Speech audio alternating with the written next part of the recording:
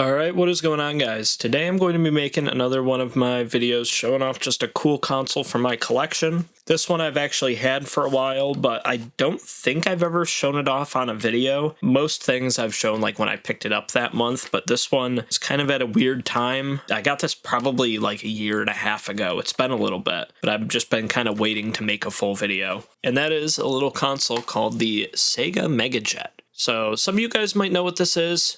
A lot of you probably don't, because this is a pretty niche thing, was not released here in North America, but you might know one of its pretty close relatives, and that is the Sega Nomad. Both of these actually share a lot of similarities. They're both portable-ish Sega Genesis consoles.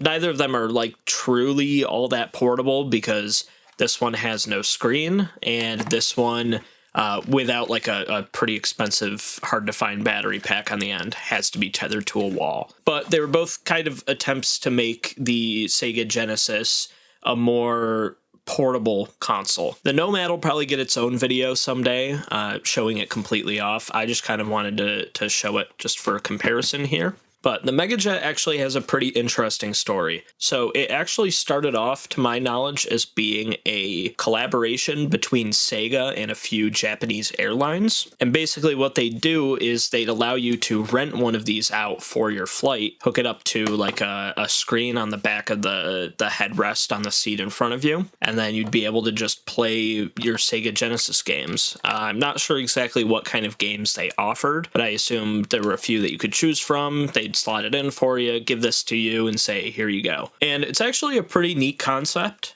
being able to just play full console games at the time on your flight in infotainment system. Obviously nowadays everyone has phones and Nintendo Switches and stuff, so something like this doesn't make sense now. But at the time, I mean, probably the best thing you could have is like a Game Boy, maybe a Game Gear.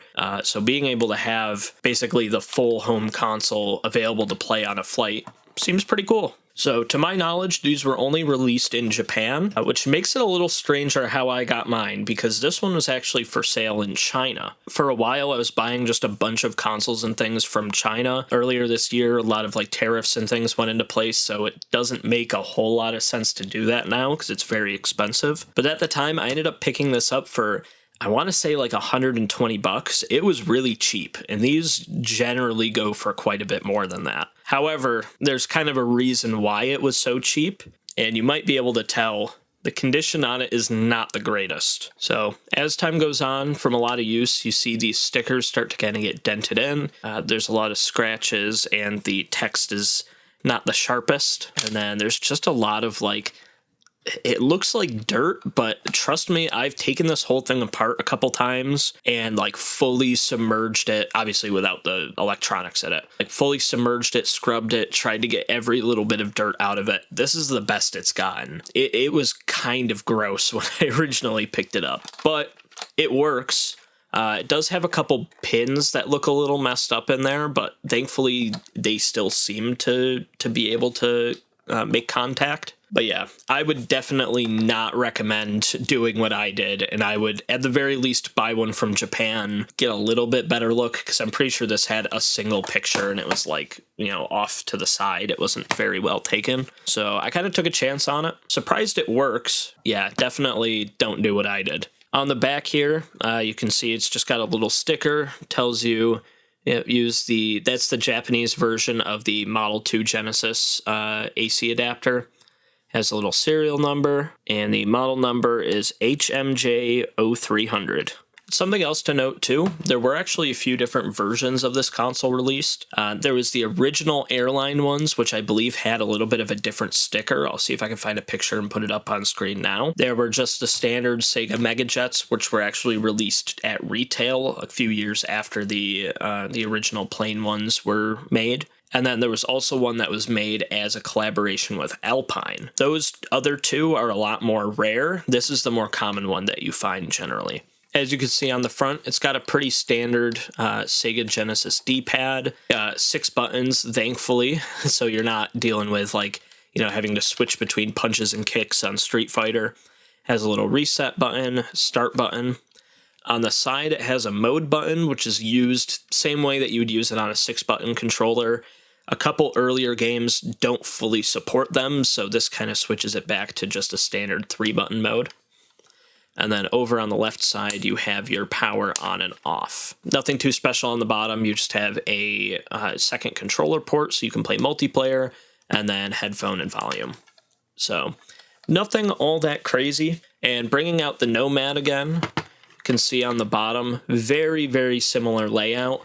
That's pretty much the only thing that's similar between the two. You can see on the front, obviously this one, it has the screen. This one is missing it. You still have the 6 buttons on the side, D-pad, although I actually do prefer the Megajet's D-pad over the one on the Nomad. This one's just a little too tiny for me.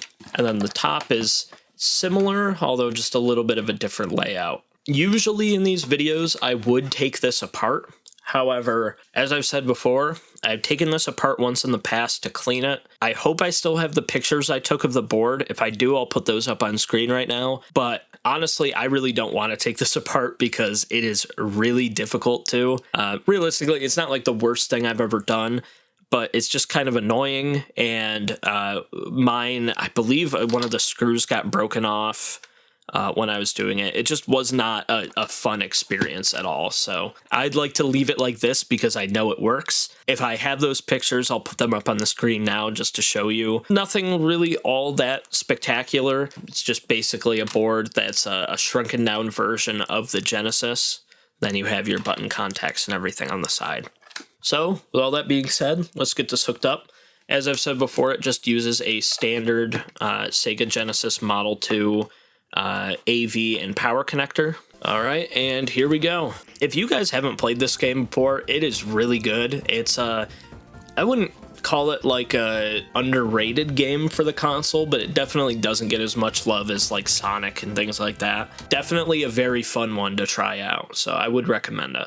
So as you can see here, works just like a standard Sega Genesis, nothing really too crazy. Now, one thing that I'm not 100% sure of is how this compares to the other Sega Genesis models in terms of audio quality. So I do know that there's kind of some issues with like specifically later Model 1s and some of the Model 2s with having some kind of horrible audio quality. From my time using it, it really doesn't sound bad. If you guys don't know, I actually have a website where I do some kind of blog post and things about some of my consoles that I own. Although I haven't updated it in a little bit, I really need to do that. But I have been thinking for a while of making a full article that's kind of comparing the different models of the Genesis, showing off differences in like picture quality and audio quality, things like that, because I know there are certain models that kind of have positives and negatives in comparison to each other. I think that would just be kind of a cool thing to do at some point, so make sure to check it out if that kind of stuff interests you.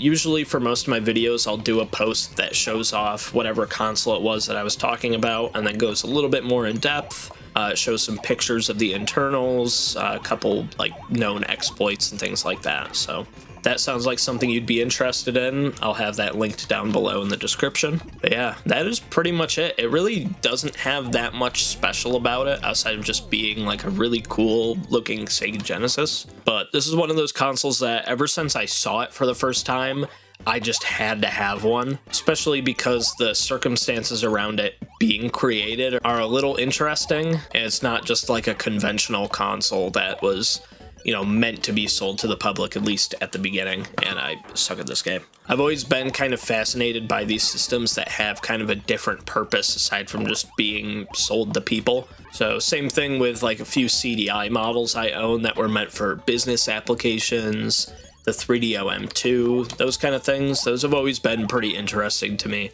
just because it's not the kind of stuff that most people really know about or have seen before. And something else to also look out for if you guys are planning on getting one of these systems, they're generally pretty reliable from what I've seen. I mean, the condition that this one was in, it's pretty crazy that it still works, especially with like the cartridge slot being a little messed up and everything like that. So they're definitely built well. I would just definitely make sure you have that little cover for the power and video ports, because that will bother you for the rest of your life. And also a lot of the time the actual button contacts will get a little nasty and the buttons won't press down correctly. So most likely you will have to open it up, make sure to clean those off with some isopropyl alcohol, and then it'll be working just like new. But yeah, that is pretty much it. So if you guys enjoyed this video at all, make sure to like, comment, and subscribe. and I will see you guys later. Goodbye.